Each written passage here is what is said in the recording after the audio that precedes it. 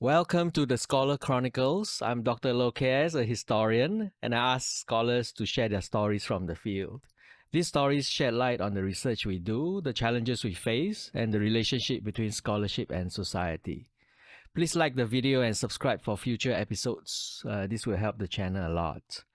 I'm very happy to have with us this morning someone who's waiting to get onto the show for a long time. We've waited quite long to do this, for the teaching semester to end. And she's looking all bright and sparkly and very professional in her studio. Morning, Mina. How are you? Mina, tell us a little bit about yourself. I'm a historian of 20th century history to 21st century history. And I also have published on women's history more generally, and women in politics, so women as wives of politicians, and also on migration, Filipino migrants as agents of change, the experience of migration outside the labor force. And also I published on the politics of dress and fashion as well. Thanks, Mina. I'm really interested to know more about the writing of women's history and the various approaches that can be used to tackle the subject. As you were saying, you were looking at women more from empowered point of view rather than from the position of being victims or being repressed or being invisible, right? Which is kind of been the genesis of the Western literature on women. So I think what we want to do in this episode is to kind of think about how women's history can be written, the positions that we can take, as well as the research that goes into it. Because if women are less visible and less powerful in society, then the sources that allow us to write on them would be far less than if we are writing about men. So I have a lot of questions for Mina, and the first one is Mina, so how did this come about from the beginning? What was the reason or reasons behind your interest in women's history, and was it kind of your encounter with the Western literature, or does it even go back earlier than that? With your childhood, with your family influence. Tell us more about it. But I noticed that a lot of the Western paradigms don't necessarily apply to the Southeast Asian context.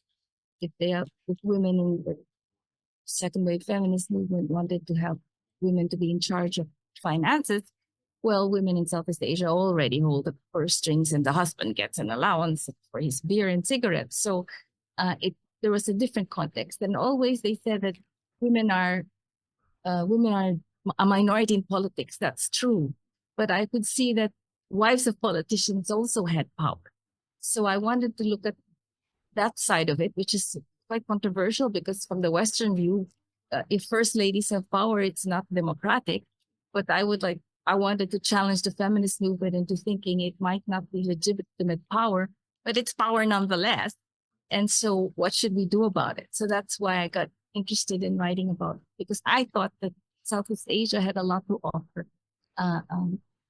general histories of women. So this awareness, right, that Southeast Asian women have kind of more power in certain senses compared to the Western context. Was this something that you've read about from what other Southeast Asian women historians have written about, or was it kind of just from general experience, from general background knowledge? I think it's from observing the Philippines.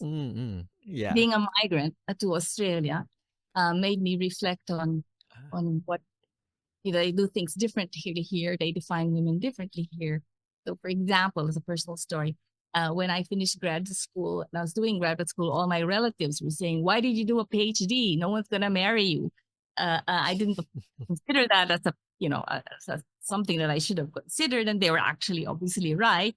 And every time I would go home, my relatives will say, "Have you found someone yet?" And wringing their hands as it's terrible.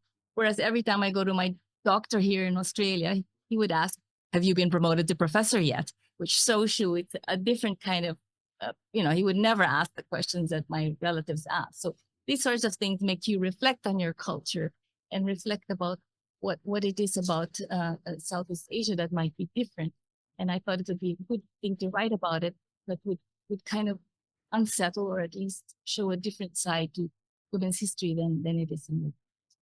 So Mina, I want to ask you about your first book. I believe that's the first book, the book on engendering the Philippines, the one that starts with Imelda Marcos. But the book, of course, goes beyond Imelda to look at women who are her opponents, for example. Right, it's a wide range of women. Tell us how the idea for the book came about. This was because I wanted to look at that.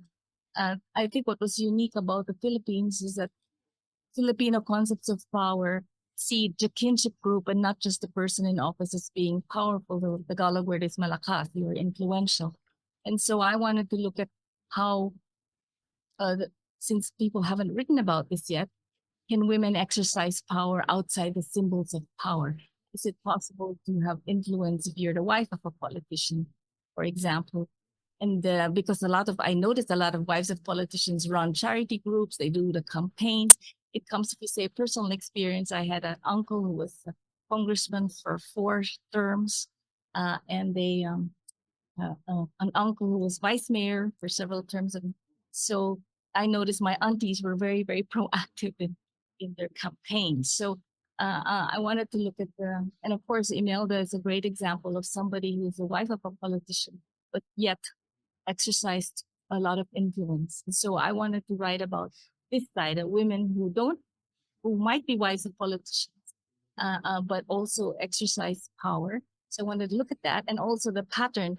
Usually, the pattern of becoming if you're a woman and you want to be a politician, it would be help if you're the wife of a politician, because then you have the connections and you've already had the experience of running campaigns and so on. And so I thought that would be a good idea to look at. There wouldn't be a book on wives of politicians having power in the Western world, which you would in Asia. I think there was a quip in the Far Eastern Economic Review that struck me when in the 90s when it said, if you're a woman and you want to be a politician in Asia, the best thing is to choose your father carefully or a husband likely to be assassinated, because that was kind of the pathway to women's power, to being the daughter of a politician or a wife. I mean, in your introduction, you talked about some of the other women scholars in Southeast Asia, Malai Stevens. What were some of the influences on your research in the 80s? Myla's a lovely person who's very supportive. She was the first person who actually invited me to be in a book that she edited. And she wrote that landmark piece and showed how she tracked how women were invisible in politics, in the scholarship, but actually they were important in politics. So she's been very influential. And the anthropologists, I think anthropologists have been very influential for me, because they're the ones who actually studied gender extremely well in Southeast Asia. Anthropological work has examined how women's roles in the kinship, they're the ones who've done this sophisticated scholarship. And so I thought that was very inspiring to adapt to look at historically. As historians, we're all obsessed about sources. What were the sources that were available? And was fieldwork and oral history something that was quite challenging to do? Yes, I think for women's history, sources are a challenge. I was very lucky that that these women were still alive if you pick a time period. And so I had to do quite a lot of interviews. It helped that my family had links to both the Marcos side and the opposition. So I had my relatives help me get interviews. And of course, I had to do certain things to get them. Like I wanted to interview the Congressional Spouses Foundation women. They're the ones who raise money they had project at that time in the 90s when they wanted to build the Center for Victims of Domestic Violence. And so they had a Valentine's Ball. And so I figured if I showed up in the rehearsal, I might be able to interview them. And that luckily the choreographer was doing a dance and they had a missing wife. And so I volunteered to be the standout wife and do the jazz, whatever routine. luckily I had 25 years of classical ballet experience. Found that rather easy to do. And then was able to get interviews. So you have to, I think, to get interviews are extremely important because they give you the person's voice. I wanted as much as possible to get the women's voices in it. But to get the interviews, you have to make them feel comfortable with you. And I think kind of joining their activities helped in this particular case. So that was one source. For the wives, if you pick a prominent wife who's become a politician, then you can get newspaper sources as well. And many of them, like, for example, when I did the suffrage movement, I actually went to people's houses and asked to read their albums and personal documents. And they're usually very happy to, you're writing about my mother. I'm happy to.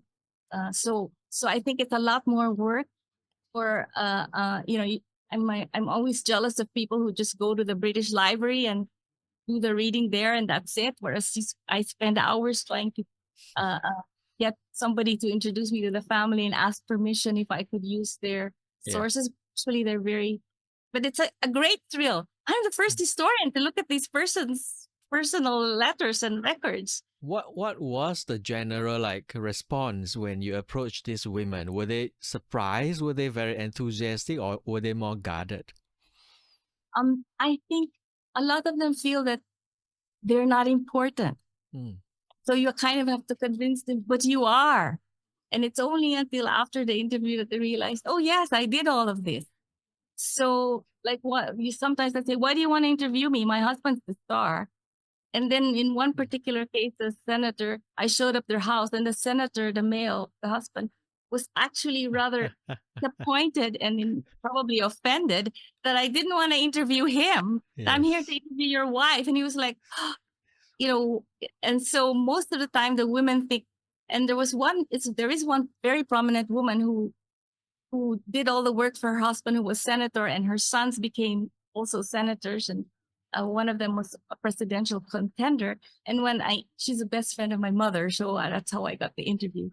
And in the interview, she kept telling me I'm just extra there, but actually she had done all this. So for me, they feel like they're not important, and I'm the one who makes them feel that they are. And then they eventually realize that they are important after the interview, that they've done all these things. One of them was my auntie, the one who's married. She's passed away now, to my uncle, who was a congressman. She told me she went to every marketplace to campaign for him, and that she would have people would come to her house at 6 a.m, and she would have to entertain them. So, but I don't think they were guarded. I think they were kind of surprised that you think I'm important. But maybe that was the time, the 1990s. Yeah, I mean, I think that is a very interesting persuasion that's going on before the interview, right? I mean, I don't really do women's history, but I've interviewed, I'm a social historian. I interview workers. I interview women workers, for example. And sometimes people will ask you, I don't know anything about history. I'm not a historian. Yeah. Right. Yeah. Or they always feel they don't know. Why do you want to talk to me? Was this a very involved process? I mean, because these women are a lot more educated and articulate. Did you have to really engage with them to convince them? I think when I tell them, I'm just going to ask you what you did for your husband. And of course, it's part of the ideal woman in the Philippines, that you support your husband. So in a way, it was performing ideal femininity for them. So it wasn't really difficult. But of course, they're very humble. It's part of also ideal femininity to not outshine your husband. So I'm just extra there. You're not going to say I'm the one who, without him, he'd never get elected. None of them will ever say that. Yeah. But during the course of the interview, once you get into it, did you manage to penetrate some of these, performances and really get the women to say, they were more important than they initially said that they were? Did the interview turn out that way sometimes?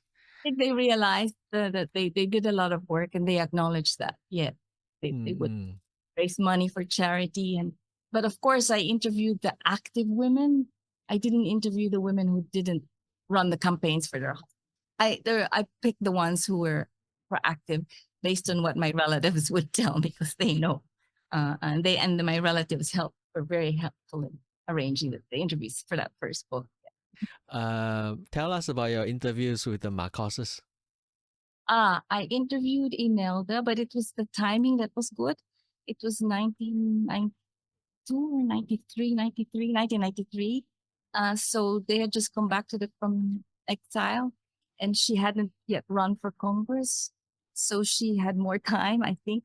And you might find this funny, but I thought it would be difficult to get an interview because my family is anti-Marcos. That's why my father's cousins owned the Manila Times, and the Marcos is taken from them, and one of them was in house arrest. So I had a schoolmate, and she said, "Give me a challenge. Who do you want to interview? I can get you any powerful woman." And so I said, "Get me Mrs. Marcos." And she was best friends with the daughter. So that's how I got the interview. And also the timing. It was she was not running for Congress yet, so she had some time. So so that's how I got that very special interview. And it was actually very insightful because during the interview, she kept talking about how beauty was important. And I considered myself a feminist historian. So I thought, oh, I'm not going to pay any attention to this because, it's just about her talking because she was a beauty queen. But when I interviewed other women and other politicians, they all raised the same thing. And so that's why I decided to write a chapter about beauty because that seemed to be and so it was Mrs. Marcos who gave me that idea. And that's been a running theme in your work subsequently, isn't it? But originally my reaction was, know. So, but because other women also said the same thing, I thought, well, maybe I should take my bias out, which is, of course, the Western feminist training in me. Beauty is women's being objectified, and therefore women should remove that Western bias and just explore why is it that all the women talked about it.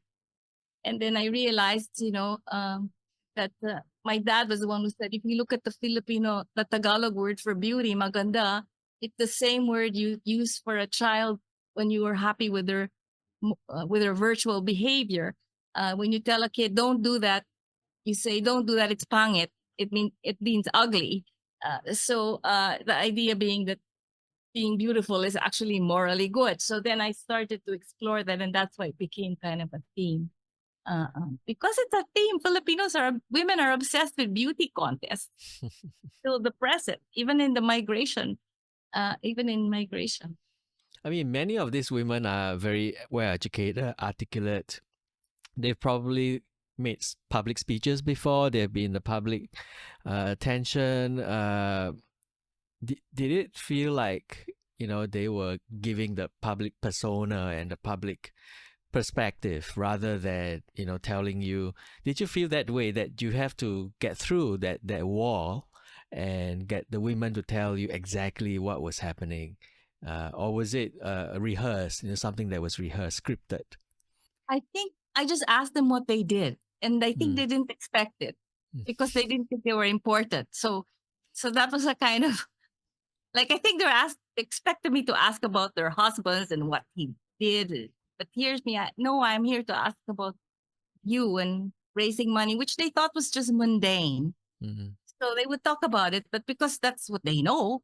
Like the wife of a former speaker of the house said, I had to cater food for 200 people every day.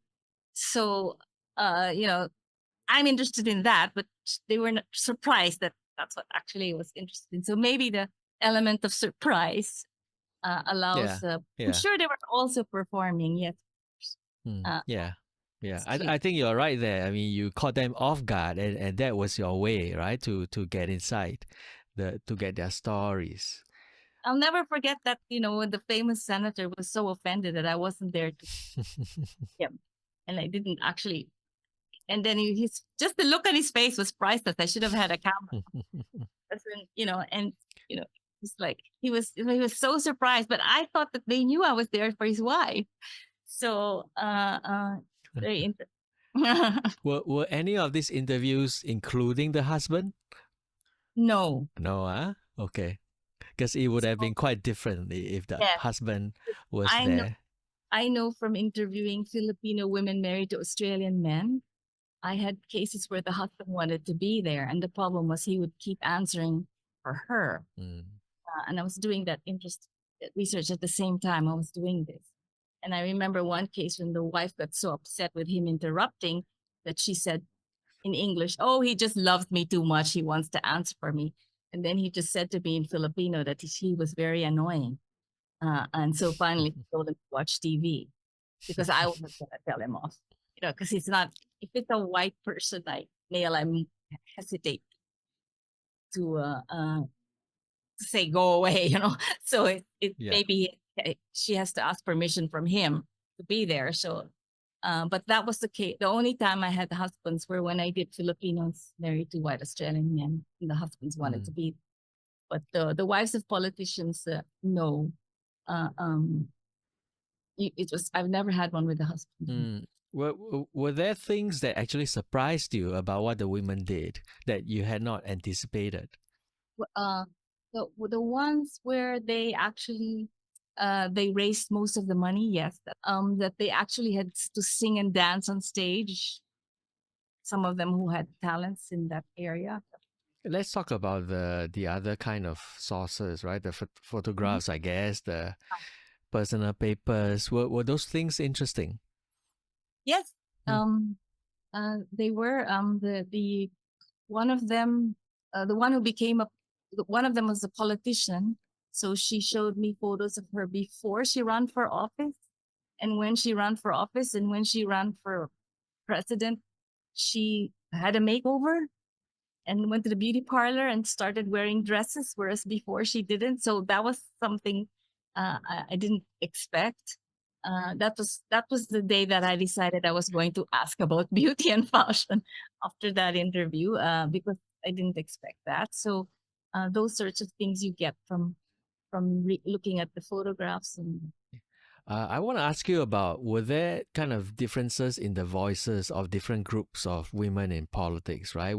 I mean, the Marcos, they've been in power, and then there were others, because your definition of politics was also more broad than just those who were running for elections for office. You included people who were working in the civil society, in the community sectors, and you know as long as women were socially and politically involved, right? So, from the women on the other side, right, the opposition, or maybe from those who are working in NGOs, were there different kinds of voices? yes, so when I did a women's movements book, I did the opposite. So I didn't look at the politicians. I looked at the Mm-hmm. ones out of power and the activists. And they're very different. For example, the language. If you're interviewing NGOs and activists, the interview will be in Filipino. If you're interviewing politicians, it will be in English. So that was one clear thing. And then sometimes they tested. So I interviewed nuns because I wrote about feminist nuns. And the one who was a very famous, she's passed away now, Sister Christine Tan. She was in the Constitutional Convention. She was a very prominent feminist nun. And I desperately wanted an interview with her, human rights activist against Marcos regime and so on. She comes from a very wealthy Chinese Filipino family. So I asked my cousins who were friends with her family, to arrange the interview. Now, she arranged the interview to be in a slum area in Metro Manila. And so she told me that I have to be met by one of the slum children in order to be safely walked there. So, but I thought I should still dress up like an academic and not show up in jeans, but maybe I should have. But anyway, I thought I should look as if, so I still wore pants, but it was not jeans. Because I thought jeans would make me blend, but then I thought, what should I wear? I mean, trying to decide what to wear is important to be accepted by the person, right? So I showed up in my normal formal academic gear, and then, but not a suit, just a pants and shirt. And then when I got there, in the beginning of the interview, about 10 minutes into the interview, Sister Christine says, "You know, Mina, this was a test and you didn't know this because your relative rich relatives arranged this interview with my rich relatives, I thought you were not a serious person. And so I immediately, deliberately asked you to meet me in the slums where I live.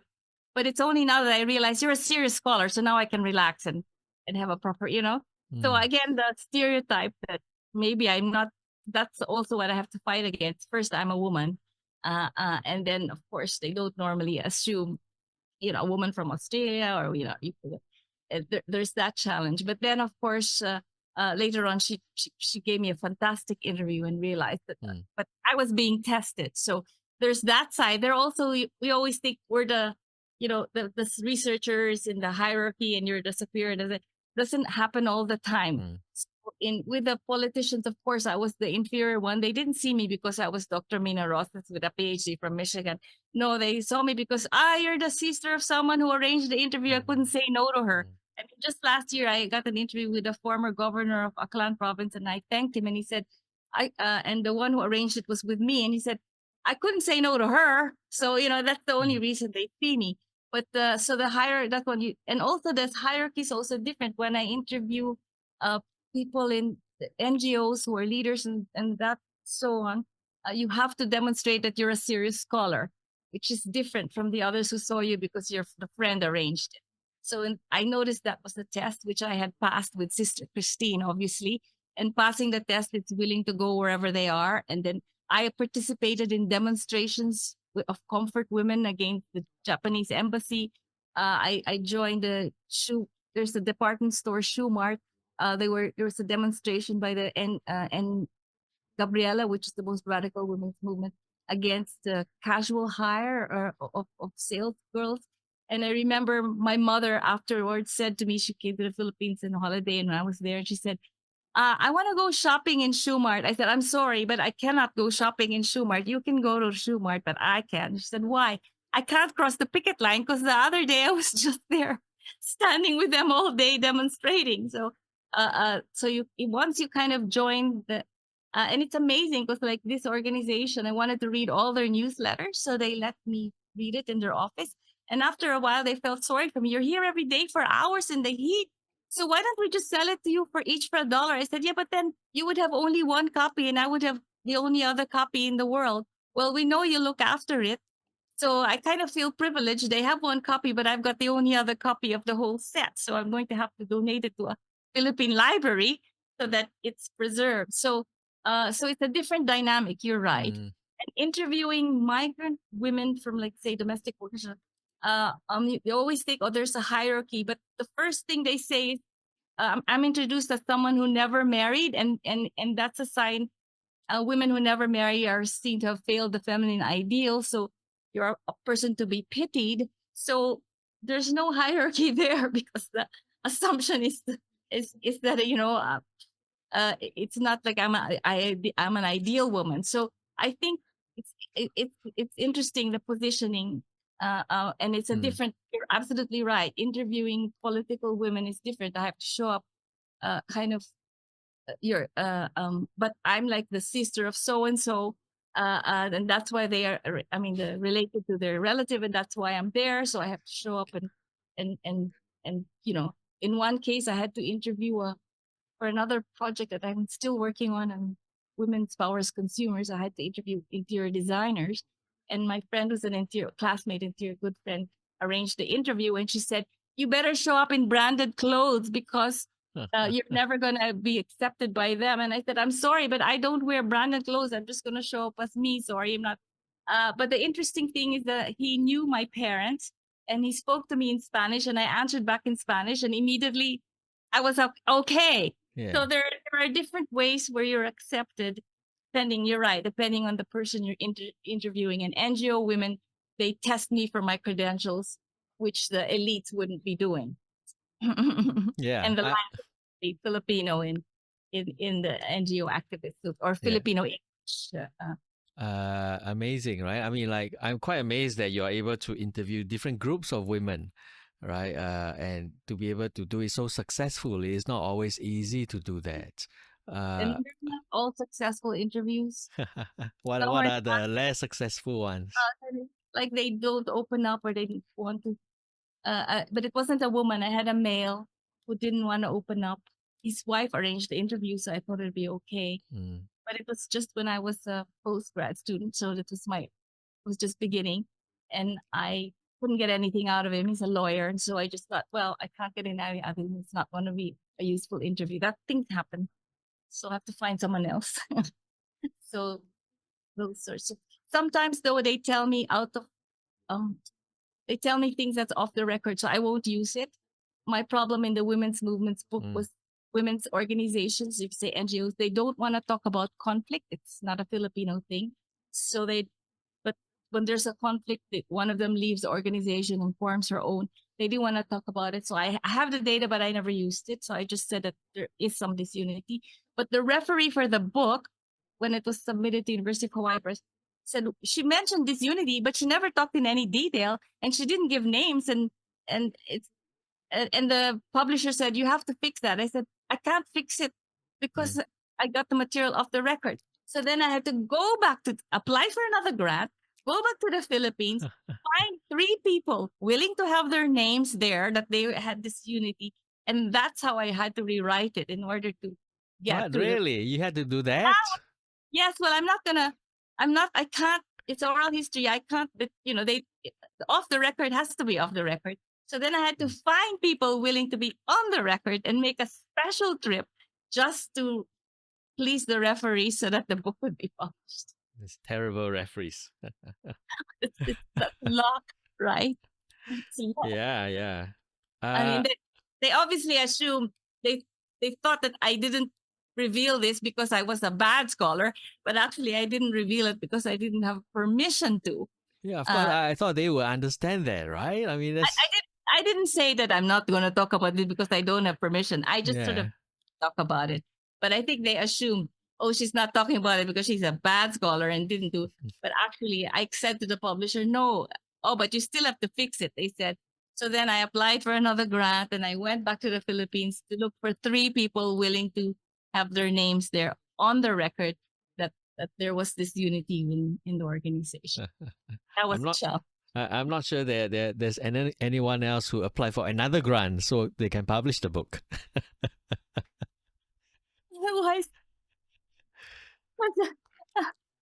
Please.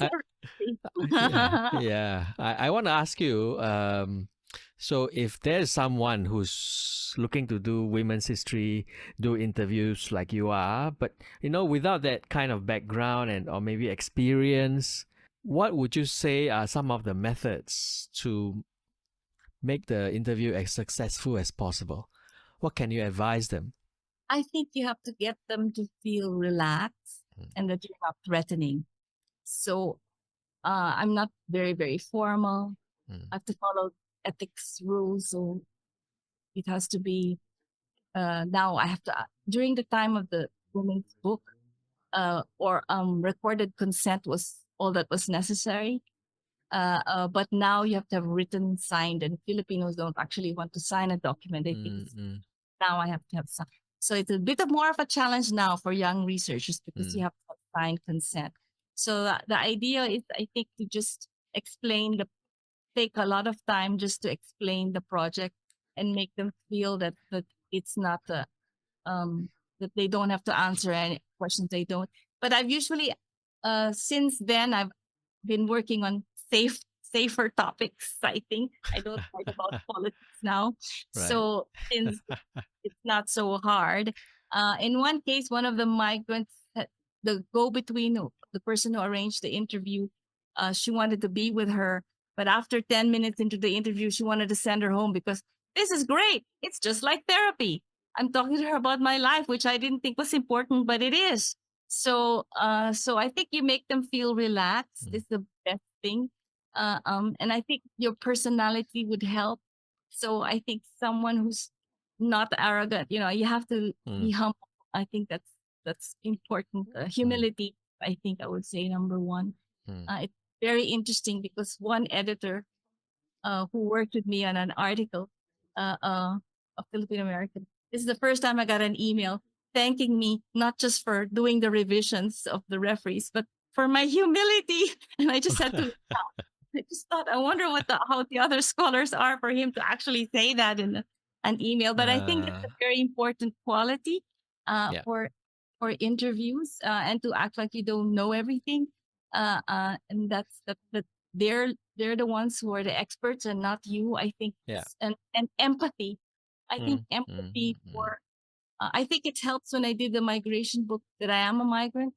I think it helps if you're a woman doing women's history and doing the interview. I don't mm, think I've interviewed men before, and it's harder, so it might be easier for me to interview women. So I think the one I told you who didn't want to reveal anything, he was male. So I wonder if it was because I'm female. So I think mm, gender matters. mm, Particular case. If you're interviewing other genders, I feel very flattered. I've been accepted by the gay and lesbian community. I wrote the foreword for the book that was about gay and lesbians in the Philippines, the first one.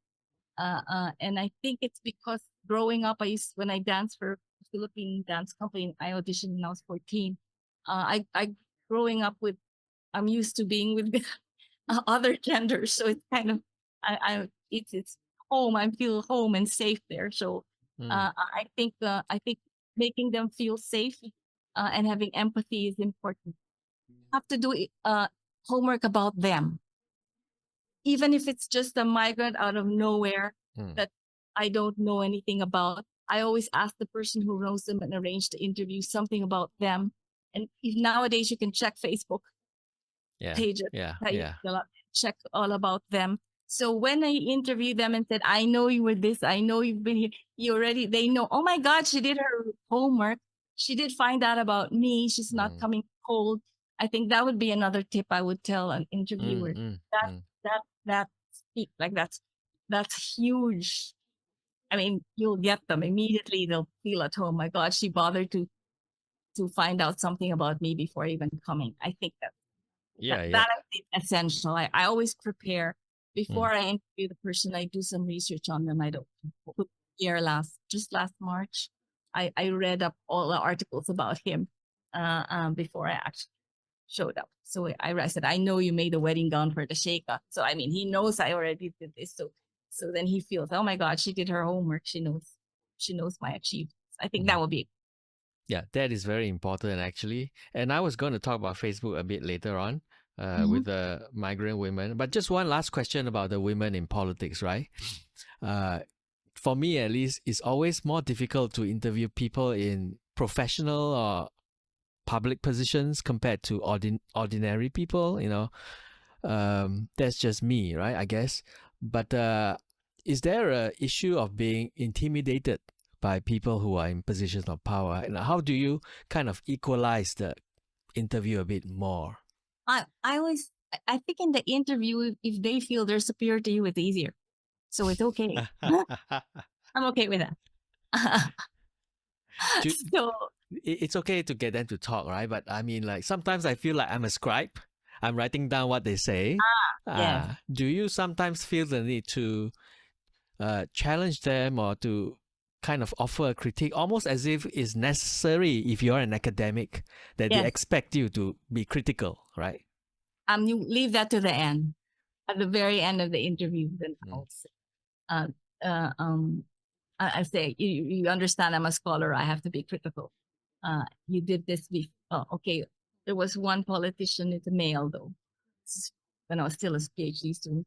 So he said he never changed political parties, never, never. And I said, I'm sorry, sir, but in my research, you've changed twice, once in this date and once in that date. Or, that's why, or so then you just have to say, or there's been a criticism in the newspaper. So it looks like it's not me, it's the newspaper, mm, mm, that you did X, or some journalists have said that your organization is X. So what would be your response? And I usually leave that to the last. And if they say, why are you asking this? I said, I need to have your response and so that it's balanced. mm, Otherwise, it'll just be that newspaper person. So this way you get to have your voice to counteract. So I think if you say that journalists have said this or someone else has said this, uh, uh, and mm, you leave it to the last question, mm, we mm. already had a rapport. Yeah, yeah. That would We be all, my. the controversial things will always be at the end because you Yes, don't want the interview to end. that's right. If they tell me go home, then I've already got most of. Well, Fantastic.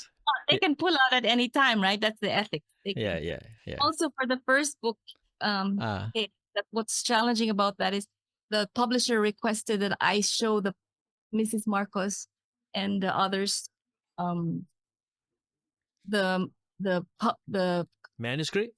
copy editing section where they had quotes to be checked so that they wouldn't be sued. So Okay. I actually sent Mrs. Marcos and the others, and they had to look at it. Only one requested a change, and it was an important change, but never mind. I mean, you have to do it. Were you surprised by that? Yes, Hmm. but I, but I can see. I have, yes, but normally I do that even with a migrant. Can you please check that you're happy with what I said, or can I use this Okay. from your scrapbook? So even when it's a recorded lecture, can I use this?